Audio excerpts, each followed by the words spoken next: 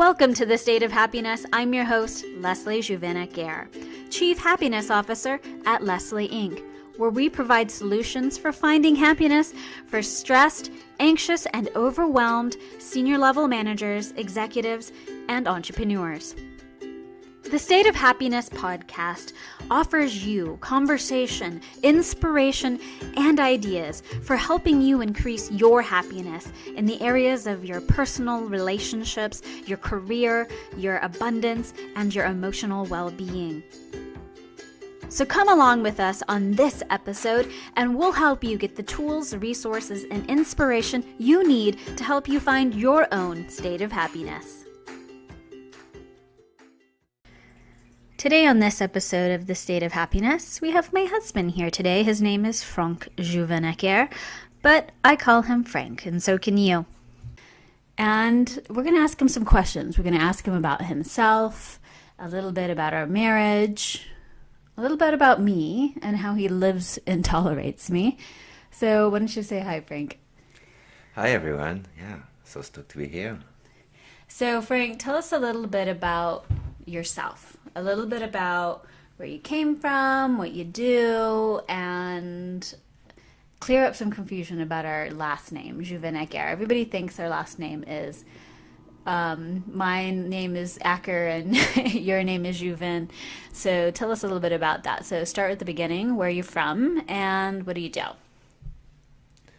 All right. So, yeah, I grew up in Reims, and it's pretty close to Paris. It's where the champagne is being made, and pretty traditional childhood. I have to say that it was, just pretty nice. And so Juvin-Acker, it's because on the dad's side, my great-grandpa's name is Juvin, but then my grandma divorced him and got remarried, and just for adoption things in France, you have to add the new name of the second husband, which was Acker. So now my full name is Juvin-Acker.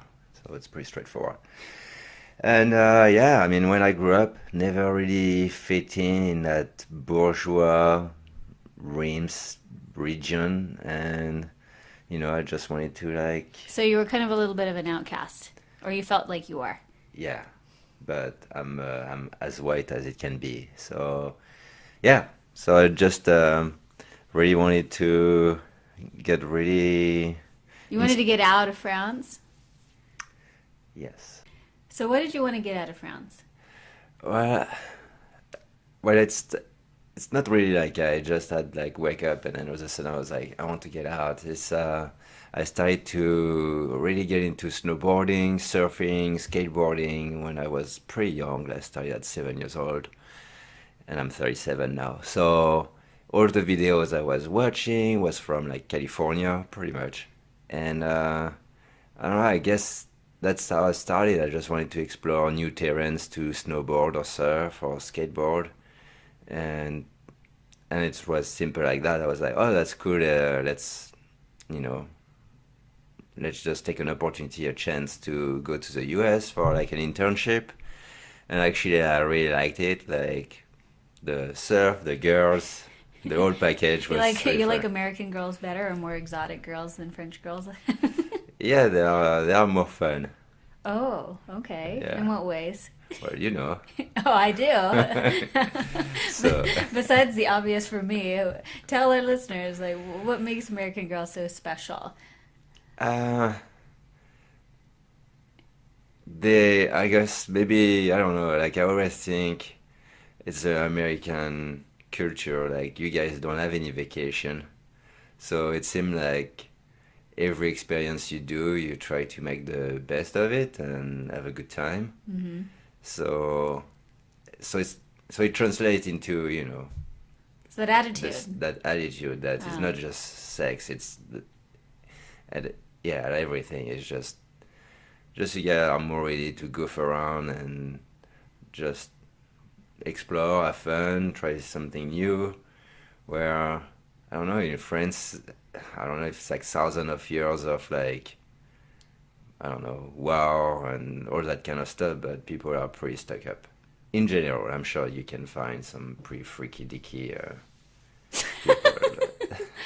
Okay, so apart from rash generalizations, so you enjoy American women, American culture, and so because of that, it led you to the US, where you had an internship with Zodiac, Yeah. right? So yeah, I started in 2003, and then it was a really a fun experience. I got really lucky to have the CEO and Kate, Kate and a VP of product who was Robin, Robin. yeah. A really just amazing boss and mentors. Just really set me a good example on who I would like to become As a leader. As a leader. Yeah. And they help you get your green card too. Yeah, just really great people. So grateful to have met them and now to call them friends. Right. So So you were living and working in South Florida in Deerfield Beach. yeah, and then they bought some company in California, and I guess I was one of the few, maybe one out of 4 people actually, out of hundreds to be transferred. And that was about the time when we met. So yeah, Leslie and I, we met on hotornot.com. This was the pre-Tinder days, people. This is before we had apps where you could swipe left and right. This was the internet. There was maybe a beep, like that. Beep. Oh, dial-up? Yeah. I don't know. But yeah, so we met through that, and I have to say, first when I called her for the first, or actually after a few days, you just gave me your phone number, which I was like, oh man, that's amazing. So when I gave you a call, first, you understood me. I understood your thick French accent. Yeah, so I was like, oh man, there is something special here already. And then, so yeah, we met, and it was just instant love. I just it was knew. like love at first sight. Yeah. Yeah. You remember that moment? Yeah. When you pulled was up yesterday. behind me and you were in your GTI and what did you say? Yeah, say something like, hey, little girl, you want to ride? And we were 10 feet from my apartment, so... Yeah, so I hopped in your car and we drove 10 feet to your apartment. Yeah. It was very exciting. Yeah, so how are you? Obviously there was no psychic thing back then. No. I had hunches and dreams, but it wasn't full on how it is now. Yeah, you always note and remember really well your dreams, but yeah, at that time it's just, you were 20 years old when I met you. Yeah, we were 20, yeah. So very sharp, just very aware of how people behave and things, but not, not to that level today for sure. You definitely grew a lot. Yeah, I grew a lot. And I definitely couldn't read people the way that I do now. It's I could be right in front of someone now and be able to pick up their life story. But back then, past life. Yeah, past lives, the past life story. But no, I couldn't. Yeah, I had feelings and hunches, and I kind of let on that, but it wasn't as strong as it was today, especially after Harper was born. I'm trying to remember the first time you told me you saw auras. Was it I don't know. maybe a couple of years after? Well, the only time I talked about auras was in college with Anna and some friends, my neighbor Mac, in college, but I didn't really go much into that. So our relationship was not based on anything psychic or phenomena or anything religion or spiritual. It was in so many senses physical. And if you see Frank, you know why, because he's a pretty good-looking guy. Yeah, a very good-looking girl. Oh, thank you. So, okay, so our relationship wasn't super psychic. It was very, physical. It was all about, surfing and adventure and having fun. And, I wasn't even really into much besides just kind of, having fun. What do you think? What would you say that I was into at that time when I was 20? That was a long time ago. You were still a book nerd. You could, oh, yeah. read a lot of books. I love reading, for sure. But, a little bit of, being outdoors, for sure, reading, the arts and things, but it wasn't really beyond much of that. It was not how I am now, super driven and those kinds of things. Yeah, now, I feel you're not so much more outdoor anymore. Already you get your pleasure in learning, it's impressive just the amount of learning you do. It's like, Oh, I like to be outside. I mean, I'm outside all the time in the yard. I mean, that's kind of like my outdoor time. well, I'm talking about the beach. Oh, yeah. I'm not your surfing buddy anymore. Yeah. Sorry. Well, maybe if we get a babysitter. Yeah, maybe someday. So, If anyone here want to babysit while we go surfing, then yeah, non-weirdos. yeah. So, okay, so a relationship starts off, pretty normal. And then eventually things start to change. And how would you say that I helped you over the years? What would you say was the biggest, turning point? I remember when we were in Florida right before you moved to California, and I asked you, what did you want to do with your life? You remember that? Um, You remember how mad you got? yeah. I mean, really, I was, I grew up surfing, snowboarding, so I definitely wanted, my dream was, to be in the industry, but really it became a reality when I moved to California, and you have all the best action sport companies, right there. So it became really a real of, oh, I'm so close, but at the same time I was so far in a way where, I worked in the pool industry, so it's not like... Yeah, you were making pool cleaners. Yeah, and especially back then, I mean, still now, but more than ever back then, it was really much like hiring your bro, and who was really cool and rad instead of who was really smart. And well, I mean, who grew up in it, and it was friends hiring friends, really. But so yeah, but what was it? What was it that I asked you though? You asked me what do I want in life, I think, or at work. Yeah. So what was your dream? Yeah, it was to work in industry, and the action sports industry that you're talking about. Yeah. And I was I realized so afraid. I mean, it's just projecting my own fear. Nobody say I couldn't do it. It just, I guess, the fear to fail just made me not even want to try, I guess. True. Well, I mean, you worked a little bit before for Rafael Celis' kiteboards. You glassed for him, and then, you did some, different projects, but nothing to the extent of actually working in action sports. So me asking you, what was your dream, made you pretty uncomfortable. Yeah, it made me almost angry, just Almost or totally? Totally. Because it's when, you look red as I ask you this, when you go back in the memory. You're kind of getting flushed right now. In aura? No, just your face. You look red as I talk to you about that. I mean, you look very uncomfortable, even as you recall this memory. Yeah, you can think in your head about oh yeah, I wish I would do that, but, and you just keep it for yourself. But then when you start speaking out loud, you realize I was a bit kind of a chicken, not wanting to even try or to get out of my comfort zone to meet people that were in the industry and in action sports. In action sport, yeah. And now I am in it. Most people are really super nice and but it's still it's still an intimidating industry to get into, even for me, with all the work that I do with Malachi and the Schmooze and Agenda, that trade show in Long Beach, and there's still a lot of people who are intimidated by going in action sports. So I mean, it wasn't like you weren't without reason to, but it made you very uncomfortable to hear me being at 20 years old, 21, asking you what's your dream, what's your goal, and kind of and why you don't do it, and making you face up your... So I think for me as a coach, that was the beginning of me making people uncomfortable. I think I always have, because I've had this very rebellious spirit about myself, and seeing the world from a different point of view. But I think at that point it was really the starting point of me becoming getting people uncomfortable.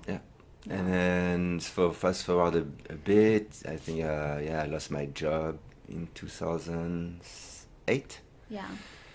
And I guess you were laid off from Zodiac because they got bought out by Carlyle Group, which was at the time. I don't know if they still are, but owned by the Bush family, right? Yeah. Yeah. So anyway, that's when you really started, I guess, working on resume and kind of career. And in 2008, because you told me you were at Zodiac and you said, hey, there are people who are doing what you do for a living and they get paid for it and they're not even doing it as well as you are. Yeah. That was how I got into coaching because of you saying that. And I didn't even know what coaching was. I started to look it up. Yeah. Yeah, that was in 2000 and about 7, 8. Yeah. Yeah, so I got into that, and that's the recession pretty much got me into doing career coaching because everybody, including you, was jobless. So as a way for us to get out of that hellhole, it was like, all right, how do I help my husband? It was learning all these skills. Yeah. And I pretty much like coached you into the action sports industry. Exactly. It's like what's amazing about you, and obviously you do it for your client, but you did it for me, I mean, as your partner, but almost as a client, is like, what's comforting is like, okay, you have that big scary task of finding a new job, and then in that industry and that type of career. Yeah, because it's difficult. I mean, it's not like And it's one of these paths that's totally laid out in front of you. Like, yeah, and so you make it like baby step by baby step, kind of like, it's not holding head because, it's me that has to act on it, but yeah, you're doing the work. just all the step week by week, kind of you don't realize it, but after just 8 months, I was almost there. Then I got like maybe a year, a bit more than a year. Yeah, it was about a year. But yeah, it's amazing from starting to just, you are like, well, just, feel it, like it's just like starting to be participate in it. And it just started simple by me creating my own blog and just kind of Beginning to tell the story. Yeah, beginning to tell a story about. I mean, well, the full transition from being a pool, materials engineer to pool cleaner engineer to action sports, going in it fully when you started working at Solomon Snowboards in Annecy in the Alps. That was, I think it was about 3. Well, no, wait, it was 2009, 10. So that was what, like 2 years? Yeah. So it's a 2-year transition. Yeah. Yeah. So it took time.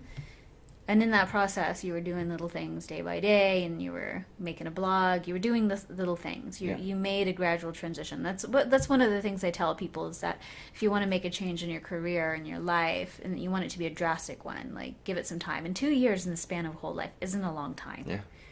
And you did it. And so how long have you been working in the action sports industry now? 7 years. Yeah. So that's... You're pretty much core in the industry now, working at Nixon. Yeah, so right now I work at Nixon, and I'm in charge of like the creative direction for a license, which I can name pretty soon, but not yet. Yeah, I kind of already announced that on the Ross podcast, so. Just tune into that one, folks. So I helped Frank make this transition into action sports industry, and he was pretty much my first client. I mean, really my first client who I've really successfully transitioned from one industry to another, one job, which before was materials engineering, to product management, from one country to another. And so he is my most successful, not my most, but one of my best and favorite success stories, because it's personal to me too, and it really made a big difference in our lives in so many ways. If you are ready to find your state of happiness, then a State of Happiness guide pack will get you there. 1 state, 4 destinations. These unique one-on-one coaching packages with me, Leslie Juvin-Acker, can help you reach your goals, dramatically improve your self-confidence, and create the life and career you want. Learn more about Leslie Inc. guide packs at leslieinc.org/get happy. Watch the informational video, select a guide pack, and change your life in as little as 1 day. It's that easy. Leave the rest to me, because I'm your guide in the state of happiness.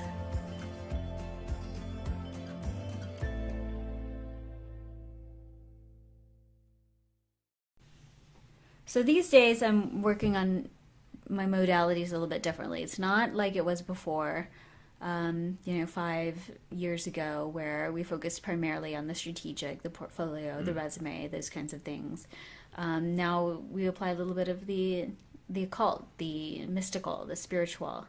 And how does that fit with you and, in your life and your career, and how does that affect you overall? Um, well, I think if you're at least a little bit open about, the different concept of like, psychic past life and Yeah. energy therapy. I mean, you have to not be you have to be open to the idea. Well, open-minded at least. Open-minded, yeah. Yeah, you don't have to believe it, but... But I think I think if you resolve some of the blockage, I think that's what the key about all that stuff that you are doing. It kind of like, I always think like your life is a river, and then you start super fresh, water is clear and like flowing, and then you have couple of like traumas. It can be at work or personal life, but it start to kind of put like pieces of wood in that river, and it's kind of not starting to flow pretty like smoothly. So Yeah, it builds internal up. blockage and builds up.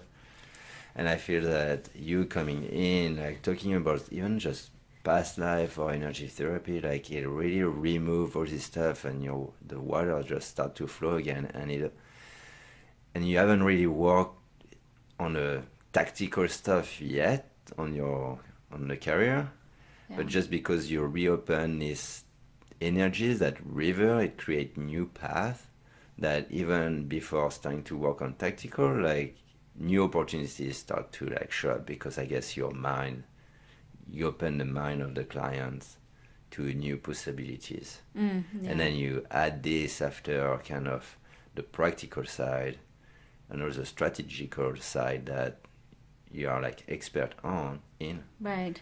That really just people see change like super quickly. Like, Yeah, because I was doing resumes, and I noticed when I was, and I taught resumes and portfolio development in France, and I, did it for many years during the recession and after, and even until most recently, resumes and cover letters and interviewing. And I'm sitting here across these people, and I'm looking like, the problem really isn't about the resume. I mean, yeah, of course it needs to be retailored and the language needs to be changed, the story needs to evolve, but the personal story needs to evolve first. And for me, it got to the point where I was just seeing like the spiritual and the mental and emotional blockages that were affecting people. And no matter how nicely I would write a resume, which wasn't cheap, people are paying me $400 to do the resume. And I was going like, I just didn't feel that was the best value for them. And that's how I just ultimately decided, okay, putting the spiritual and the mental and the emotional was definitely a huge part of the coaching and the career stuff, because no matter how good your resume is, if you're blocked, like you're wasting your money. There's no direction for that. So yeah, that's how I made that big change. And now, so here we are, and we're living our life. And now you kind of live with me now as this full-on psychic medium person. And it wasn't always like that. It really started after Harper was born, and the depression came, and then I worked my way out through that. And, after Dawn was born. that's when you started. Well, I started at when Harper was born. You remember that, because I was getting the visitations from the spirits and having the dreams and hearing things and those kinds of stuff. But after the whole breakdown with Dawn, after Pappy died and the fire in the house, then that's when it really all hit the wall. And how was that for you to kind of like see me change from, an everyday normal person, I guess you could say, to someone who does what I do now? I think the change that really I saw is more on a kind of a personal level, where like before you energetically, like you were really kind of, I don't know, I would say maybe scared, or you are like almost panic attacks and stuff like that, to then get that awakening after a couple of months after Dawn's birth. Well, no, it happened about 5 months after he was born. Yeah. Yeah. That then you became really in control, like you almost had no more migraine, no more just panic attacks, and it's almost time like you kind of grasp the idea, and then you groomed it instead of it to kind of disturb you and Yeah, because it was really overwhelming. shake you. Yeah, to have all that energy. You actually embraced it, and then like it's kind of fascinating for me on my side, because like 2 years ago you will get couple of signs, like but it's not like you were super strong in your skills. Like, you know, like you really had to concentrate and stuff. And then now it's like you see someone passing by and you can like, you know already so much about that person just within like Yeah, because I 30 didn't seconds. focus my mind on that before. Yeah. I was on whatever, just being a mom and having 2 babies and figuring out, you know, thinking, oh yeah, I was just gonna have a coaching business back again and focusing on all on that. And when I just kind of let go of all that identity and focused more on getting the training, because that was really the big part of all this equation for me to pursue this, and kind of like going, you know, kind of like Mr. Miyagi, you know, when he goes and he does like all these like little tasks, you know, painting and like, you know, sanding and stuff. It was the same thing for me. I had to learn to like focus this energy, and you know, doing my studies was a major part of that, and it really opened me up to a whole new world. Yeah.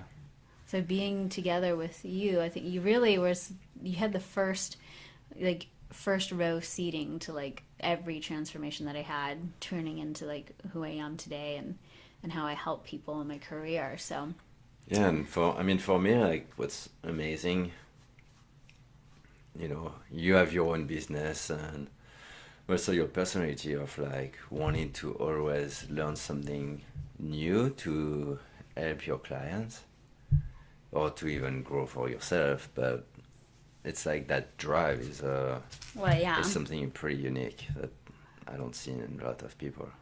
yeah, I mean, it's true. Like every day I'm looking up stuff on different modalities and different therapy techniques, and you know, that's for sure. Yeah. I mean, I wouldn't say it's an obsession, but I have to say it's it's something that like it does drive me. Like how you know, there are 1,000 different ways to skin a cat, you know, and finding the different ways to like help people, and just even little simple things is a big deal. Yeah. So now let's take a moment. Let's tell everybody a little bit about, you know, my tics. And because some people know, like some of my regular clients know what my tics are. Those things, those signs, those physical things that I do that show that spirit's moving through me. Tell the audience a little bit about what my tics are. Yeah, I mean it's funny because I really see it within like few seconds when you start to see spirits or like someone is trying to communicate to you. It's like all of a sudden, like it's almost your facial expression change. In what way? It's like it's almost like you are here, but you look somewhere else. It's like you are analyzing it, almost like you are seeing another world, like in front of you. Yeah, it's kind of like looking at a computer screen in front of me that is not there.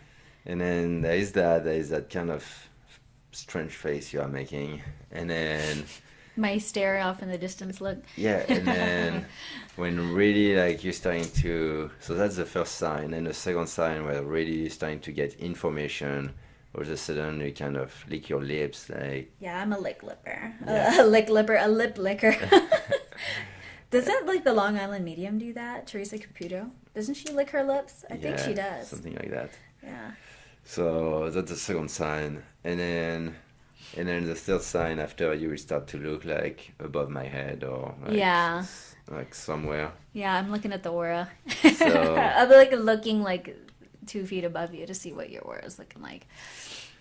So usually, yeah, we can be like somewhere with friends, and then all of a second, like I see that, and I'm like, oh, here we go. She's going to like get pretty real, pretty fast, and I'm like, usually when you start talking, and obviously it's something personal, you know, like you go like I'm like, all right, it's going to get personal. So usually I leave that, You walk away. to walk away, to leave that private space.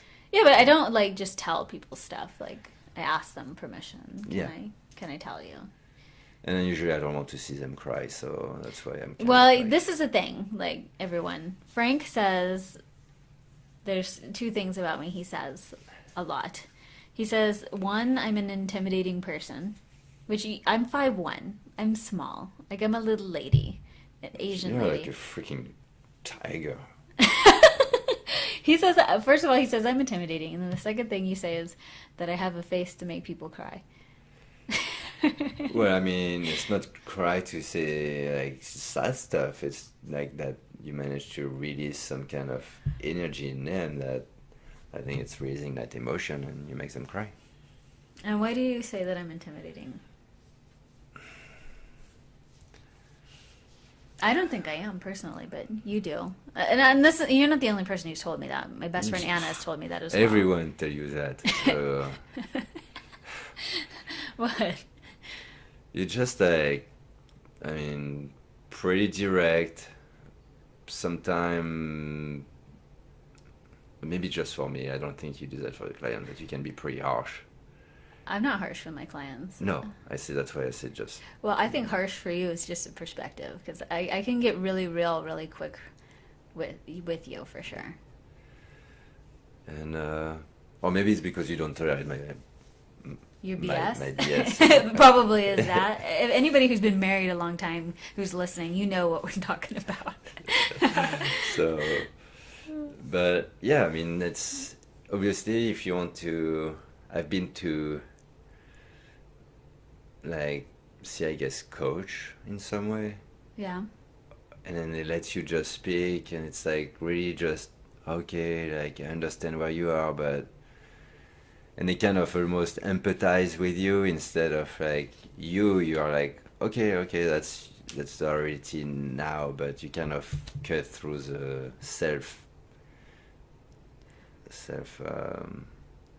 Self-pitying cycle. self-pitying cycle, you know. You're like, and so sometimes it's disturbing. It's like, what? She doesn't want to listen to my self-pityness. Well, there's 1,000 ways to tell Yeah. this to tell a story, and people will find 1,000 ways to repeat themselves over Yeah. and over again.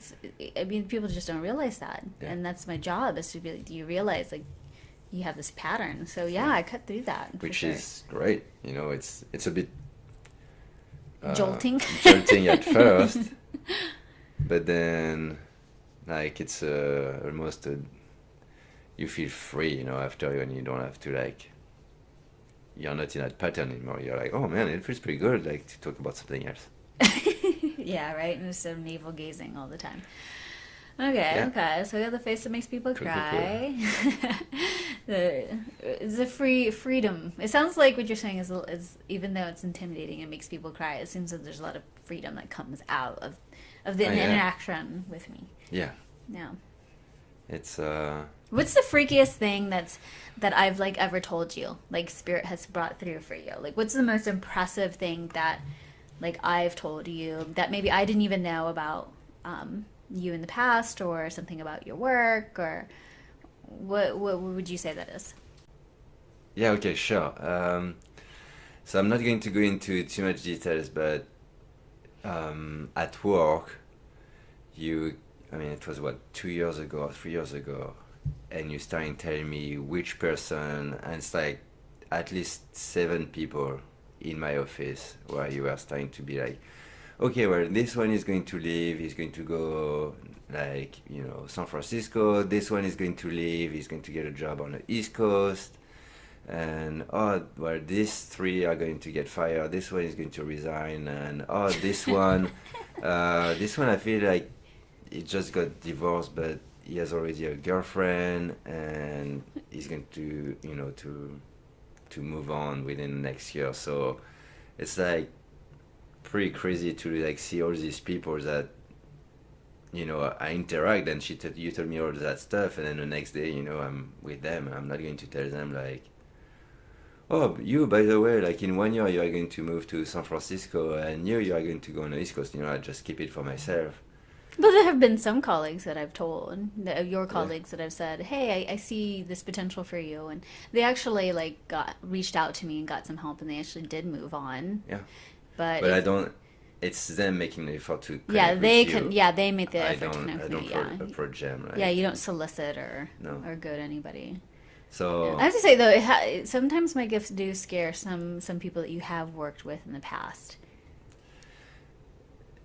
yeah, like there is a specific example that, you know, they didn't really like it. But then I You go got on in a trouble. trip, like a year later, I go on a trip with that person, and like they ask me like, oh, what does she see about me, Yeah, what does your wife say about my future? Yeah. So it's pretty cool. Like it's, They did eventually come around though. Yeah. Yeah, which And is great. yeah, like, yeah. So some work stuff, right? Like foreseeing some things at your work, and so that's been like the most wild. I think it's just because it's been consistent though, because it's not like I like full on like you come home and I'll like read it. It's because like I stop by your work and we have lunch and we'll go out and do stuff, and then I'll just see the person, and then I'll just start picking up stuff, and I'll say, hey, did you realize this, or did you know that they were gonna do this? And you're like, no, not at all. Usually you'll say, no, I don't think so, and then like some months later you're like, oh yeah, by the way, this happened today. Yeah, and usually personally, I don't ask you like every day what's going to like No, happen, don't do or that. like usually I try to not even kind of know. It's kind of then it's kind of weird because after I will look at the person like be like, oh, maybe like if she's right or what should I like. So I prefer not to even ask you most of the time. It's Yeah. You don't really ask me too much about that stuff. Although you do ask me like what I feel about different things before you. well about me. Yeah, about Right, you. yeah. Like before you make a choice or something, you'll say, "Hey, what does spirit say?" Yeah. Yeah. So what's your most favorite modality that you use? Either EFT or hypnosis or thought field therapy, muscle testing. Which one do you like the most? Past life reading, present potential. What do you like? I have to say like the tapping when I'm kind of like in that cycle of freaking out and When you're like, anxious. and when I'm anxious, it's kind of nice to do the tapping. But I like also like the more like practical side of like the thoughts and the emotions and how to. Oh, like the emotional intelligence Yes, coaching. Yeah. that's one of my favorite. And what do you like about that? It just really kind of like change your attitude in terms of like thinking. Like it start to see things in a new way. So that's what I like about it. Okay. And what about my energy reading, like past life or mediumship, in which I bring forward the spirits who've crossed over, or present potential? Which one is your favorite? Like I think obviously the past life is pretty fun, and it reveals like information about patterns that you do about your current life. But Which was like the past life story that I told you about you that was like the most fascinating, that you really liked? oh man, like, well, I think that's a past life where I was like a fisherman in Ireland, Yeah. and then not really making ends meet, so like really moving to the US to kind of create a better future for my family. But then, well, my wife and my kid, Well, that was me. yeah, And our went on baby. an Harper, went Well, yeah. on a Titanic, and then and so it's some of the kind of subconscious fear I have. Yeah. Like things that really feel like it really happened. Like They and seem almost irrational, yeah. though, these fears. It's almost like you have these fears and you're like worried about like what's going to happen to my family if I die, or like, oh, I need to get like life insurance. It seems like these most irrational fears that you have about your life, and then they end up having some kind of basis in these stories Yeah. that come through. So I don't feel like it's really make up stories. I really feel like when you talk about it, like I feel it. I just know it was real. Oh, for you. Yeah, for me. Yeah. And so that's that and then Reiki is really nice too. It's Well, yeah, you get to lay there and just yeah. relax. like usually I'm always on the go, so Reiki is a Yeah, good you're way not to- a couch potato, that's for sure. No. So you like So Reiki. yeah, like everything you do is like you have like developed so many skills. That's what I think it the most unique about you is like, man, like depending of the person that you will see and what's their kind of openness to things, you have so many different way to help that person that, yeah, it's they are going to love it because there is something unique that you can offer to them. Yeah, and you don't have to be a believer either. You don't have to believe in like spirituality. You don't have to believe in God. You don't have to believe in like anything. And then you don't even like force it. Like you see it in a person within the first few minutes, so it's not like you're trying to convince them. Like it's almost like super smooth. Like the person don't even have to tell you like, oh no, I don't want you to do this because I don't believe in it or whatever. It's like you already see it before they come. Yeah. Well, I do a lot of education. I focus a lot on like telling people what to expect, why I'm doing something. Whereas opposed to a lot of practitioners, they just put you on the table, they'll put a lot of needles in you, or they'll do some stuff, or they do these like rituals, and they don't tell you what's happening and why this is important and how can it help. And for me, I've always liked that about different practitioners. And I remember going to an acupuncturist in France, and I would ask the guy, what are you doing and what's this for? And he was just like so offended that I dared to ask him about his modality. And I remember thinking to myself, if I ever do something like this, I want to be able to tell people exactly what I'm doing, why it's important, how to use it, how it can help. Because I think people aren't stupid. They deserve to like know what modality I'm using and why and how it's going to help them. I think everybody deserves that. Yeah, I agree. I mean, it's just great to kind of know what you are doing, what's the process. It helps people, I guess, kind of having a better understanding and expectation of what's going to happen. Right. Especially when, you have to pay like a certain amount, you just want to know what you're going to get out of it.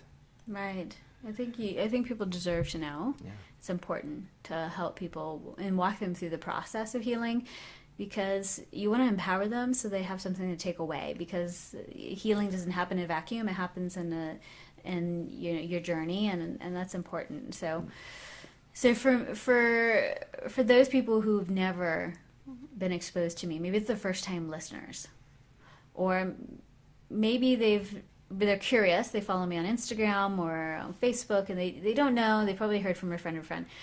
What do you tell your friends or colleagues who've never met me before about me? What do you say? I mean, I guess what I would say, it's like you're super fun, you are really smart. So it's like, first off, they will have a great time, like getting, to kind of talk to you. It's like really, as first impression, it's like talking to an old friend. And, it's like you have that comfort feeling that you can share really personal information. Yeah, I have to say that that's kind of a true thing, because people start telling me very private things about themselves, and I'm like, okay, I guess we're going there. I mean, I'm not even asking for it either. I'll just be out at a party somewhere and somebody just tells me like these deep personal secrets that they've never told anyone before. Yeah. So that's the first thing. And then I would say, like, if, whatever is the thing that is you want to work on, or that, makes you like sick in your stomach, like, you're the person to go to, because they will be able to see a result, even after the first session or during the first session. And also you give them tools to work, and in between sessions, and then you don't even, like, what I think I like the most about you is like, it's not like you try to make them come back, you want to really help them get better or get proactive or change whatever they want to change in their life. Yeah, I'm not one of those people that are like, yeah, you just book 1 million sessions. Like, I don't do that. Yeah. So yeah, that's all these facets that are, I think, really unique about you, and that's what I share to people. Okay, cool. So, what's the most funniest thing that Spirit has done, or that I do, or maybe like something that I wouldn't say annoys you, but what are some of the things that I do that a lot of people don't know when it comes to Spirit? Yeah, so like the good one is that you really manage to see when like people lie. Oh, and sometimes like I'm not saying like lie also. I mean, there is two type of lie. There is like really like kind of let's say for me my frank lie where you really see it super quickly. Well, you have a thing called lie mouth. Yeah. Your mouth like does this thing that shows me that you're lying. But something that is really like kind of funny is like even sometimes I will lie to myself, but almost on a subconscious level.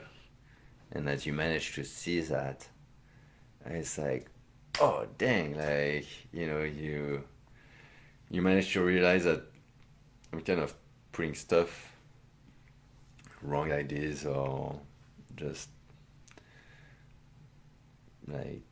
think about myself. And Like what? Tell what happened with Harper, because you guys were driving. I think you were looking for a parking spot, or what was going on? Tell us a little bit about that. So yeah, and that's the other part. Like on a less serious note, is like the way you work and the way about you, how you impact the kids. That one time I saw Harper like doing home meditating in your office, like cross legs with her like fingers, Doing the mudras, and just like also clinging the bells together. And just so that was like super cute. But then now like she really go to the next level of like really being like you. So I was driving trying to find a parking spot. Where were you going? The Y or to something? the beach, I think, in the Cardiff. beach. Okay. And there was no parking spot. I'm like, yeah, it says, oh, we are not going to find a parking spot. It's completely full. And then Harper was like, oh, don't say that. Otherwise, I'm going to tell mommy, and you shouldn't like feel that way. And so I'm like, she was like tattling on you for being negative. yeah. And so I drive, just go full round, go back in the parking. I'm like, okay, well, Harper, there is really no space. And she's like, oh, don't say that stuff.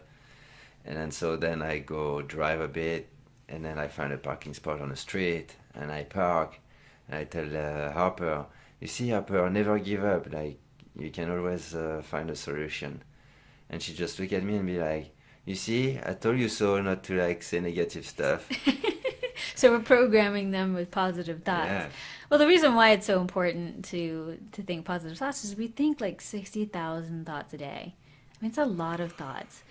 And we let our thoughts go so uncontrolled. It's not even funny. And we think negative thoughts. Like finding a parking spot and then saying, oh, it's impossible. We're never going to find a parking spot. I mean, the universe is just saying, your wish is my command, And it's so important with children on top of that, because they're sponges and they just learn so much. Yeah, it's so that's a beautiful thing to see them being just tiny little human being, but they're pretty mature for their age and very positive and aware.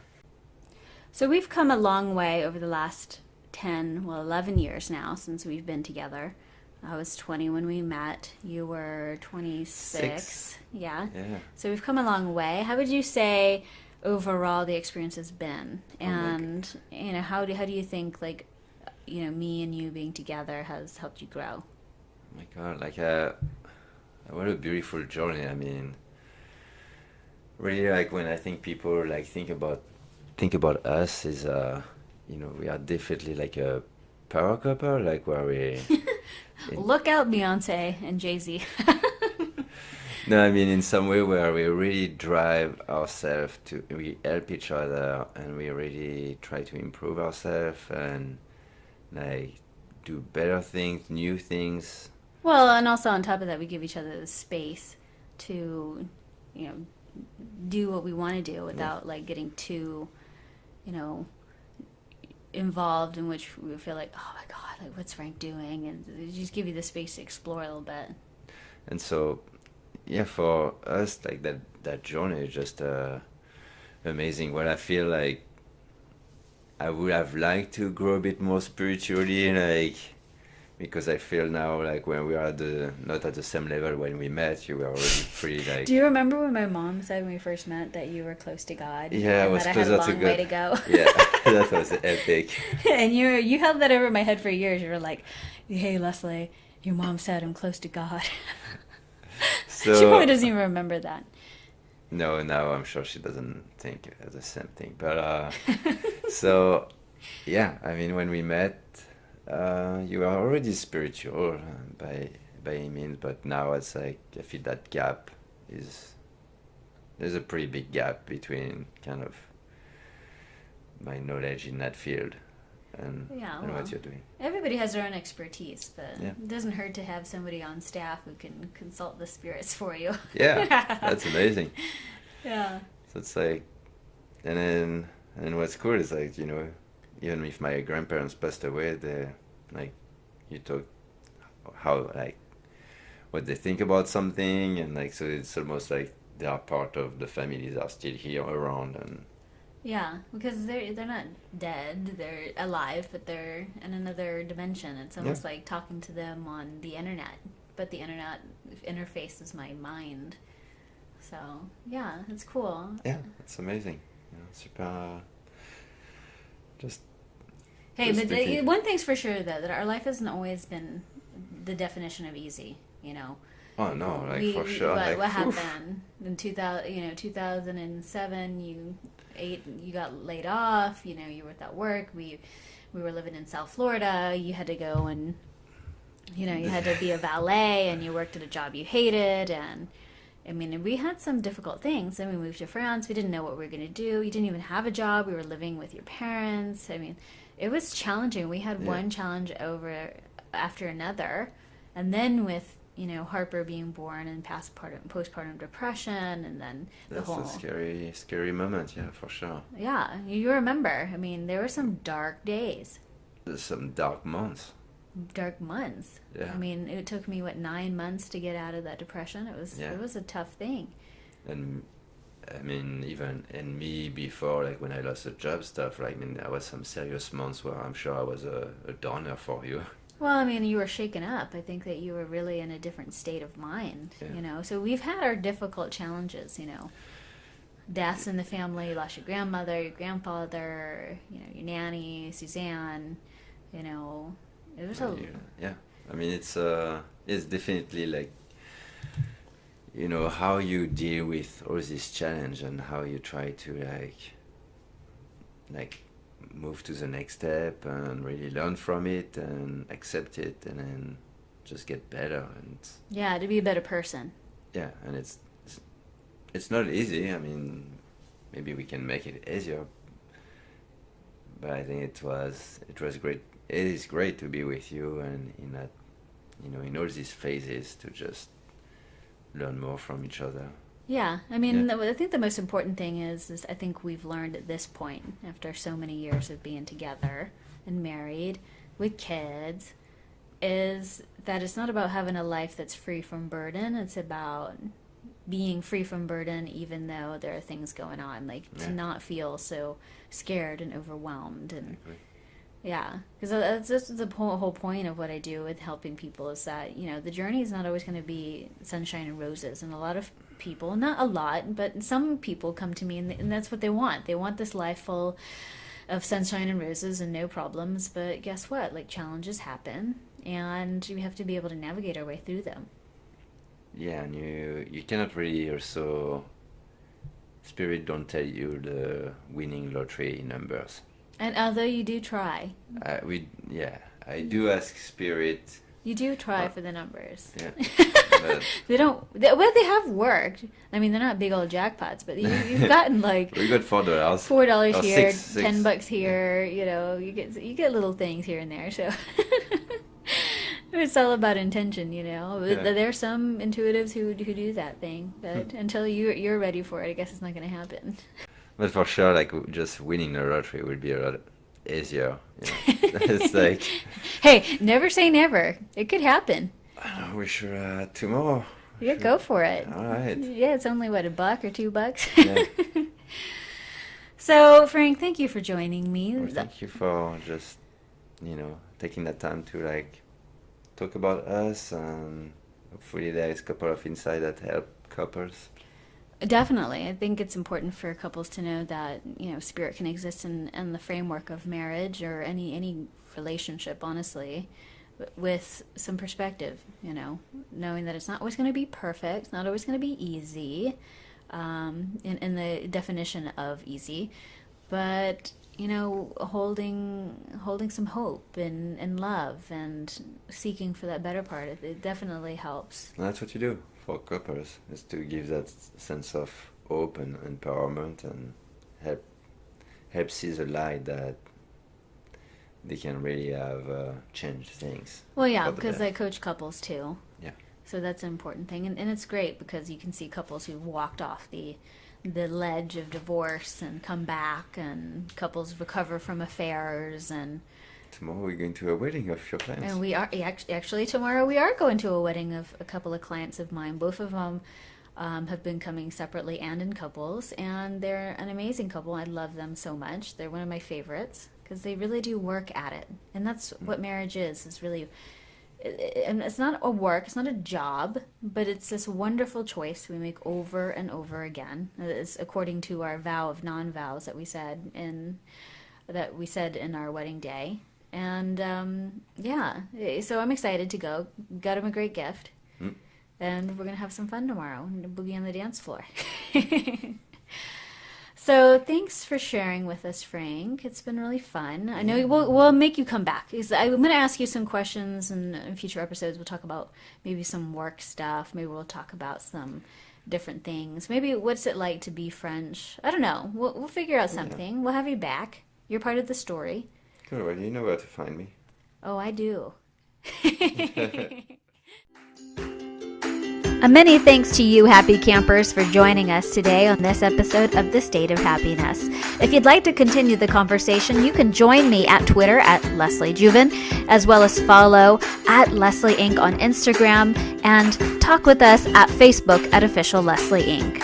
If you enjoyed this podcast, be sure to leave us a rating and subscribe and share with a friend.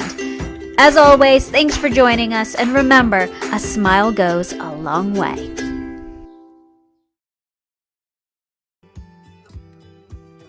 Thanks for joining us at the State of Happiness podcast. Now, you can get happiness tips and news directly into your inbox each week with the State of Happiness newsletter. Receive special offers and invitations to exclusive online events. Go to leslieinc.org and sign up right now for the State of Happiness newsletter.